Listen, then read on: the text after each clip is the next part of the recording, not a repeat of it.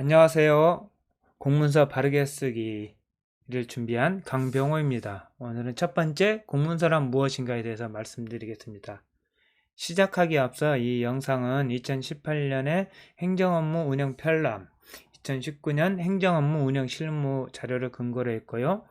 행정효율과 협업 촉진에 관한 규정 등의 법률을 참고로 해서 2020년 9월에 제작하였음을 밝힙니다. 그러면 공문서에 대해서 말씀드리도록 하겠습니다. 첫 번째, 문서. 문서란 일반적으로 사람의 의사나 사물의 형태, 관계 등을 문자, 기호, 숫자 등을 활용하여 종이 등 매체에 기록, 표기한 것을 말합니다. 행정기관의 의사는 그래서 문서의 형태로 표시되어야 합니다. 문서 처리의 원칙은 네 가지가 있습니다. 첫 번째, 신속 처리. 효율적인 업무 수행을 위하여 사안 발생 시 신속하게 처리해야 합니다. 책임 처리. 직무의 범위 내에서 권한 있는 자가 책임을 가지고 처리해야 합니다. 적법 처리.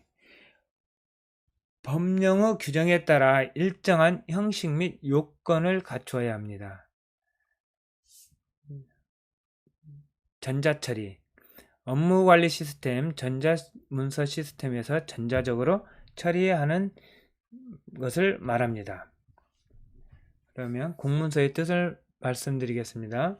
공문서란 행정기관에서 공무상 작성하거나 시행하는 문서와 행정기관이 접수한 모든 문서를 말합니다.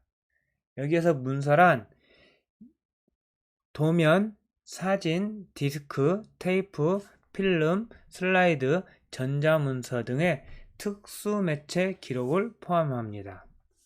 또한 전자문서란 컴퓨터 등 정보 처리 능력을 가진 장치에 의하여 전자적인 형태로 작성되거나 송신 또는 수신되는 문서를 말합니다. 공문서의 종류로는 여러 가지가 있는데요. 첫 번째, 작성 주체가 누구냐에 따라서 공문서와 사문서로 구분할 수 있습니다. 두 번째, 유통 대상에 의해서는 미유통문서와 유통문서가 있습니다. 미유통문서는 내부결제문서가 있는데요. 내부결제문서란 우리가 흔히 학교에서 1년의 연간 계획을 세워서 교감선생님과 교장선생님께 결제를 맡을 때 쓰는 학교 안에서 또는 교육지원청 과 내에서만 사용하는 문서를 내부결제문서라고 합니다. 유통문서는 대내문서와 대외문서가 있습니다. 대내문서란 학교에서는 거의 사용하지 않는데요. 교육지원청 예를 들면 교육지원청에는 부서가 교육지원과와 행정지원과가 있습니다. 가끔 교육지원과에서 행정지원과로 공문을 보내야 될 필요가 있습니다. 이처럼 같은 기관 내에서 부서 간에 공문을 주고받을 때는 대내문서라고 하고요. 대외문서란 학교에서 교육지원청으로 또는 교육지원청에서 학교로 보내는 문서를 말합니다. 문서의 성질에 따라서는 여러 가지가 있습니다. 먼저 법규 문서를 말씀드리겠습니다. 헌법, 법률, 대통령령, 총리령, 부령, 조례 및 규칙에 관한 문서로서 이런 문서는 문서의 번호를 법률 제 몇 호 이렇게 붙입니다. 지시문서란 훈령, 지시, 예규 및 일일명령 등 행정기관이 그 하급기관 또는 소속 공무원에 대하여 일정한 사항을 지시하는 문서입니다. 따라서 문서 번호는 지시 제 몇 호, 일일명령 제 몇 호라고 이름을 붙입니다. 공고는 고시, 공고 등 행정기관이 일정한 사항을 일반인에게 알리기 위한 문서로서 고시 제2020-5 또는 공고 제2020-5와 같은 문서 번호를 가집니다. 비치문서는 비치대장, 비치카드 등 행정기관이 일정한 사항을 기록하여 행정기관 내부에 비치하면서 업무에 활용하는 문서를 말합니다. 민원문서는 민원인이 행정기관에 대하여 허가, 인가, 기타 처분 등 특정한 행위를 요구하는 문서 및 글을 처리한 문서를 말합니다. 마지막으로 일반 문서입니다. 앞에서 말한 5가지 문서 외의 모든 문서와 회보 보고서를 포함합니다.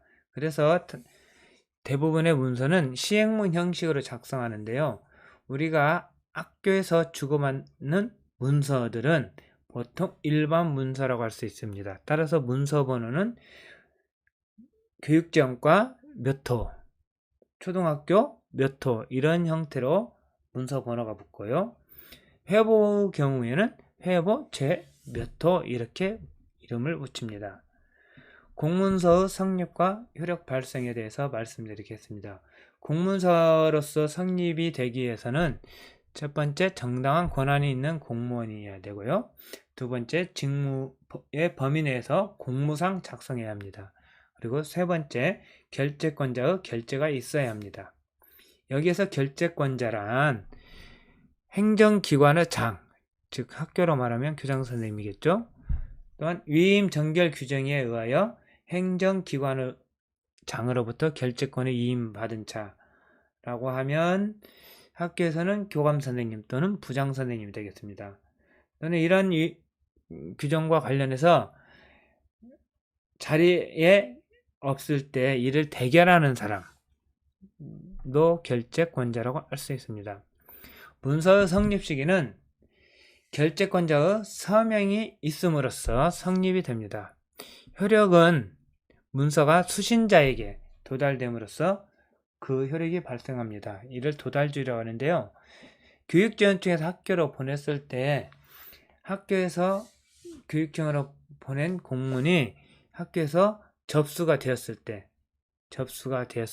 즉 수신자라고 하면은 학교 장임으로 학교로 문서가 갔을 때를 그 효력이 발생합니다. 그렇지만 일반적인 효력 발생을 살펴보겠습니다.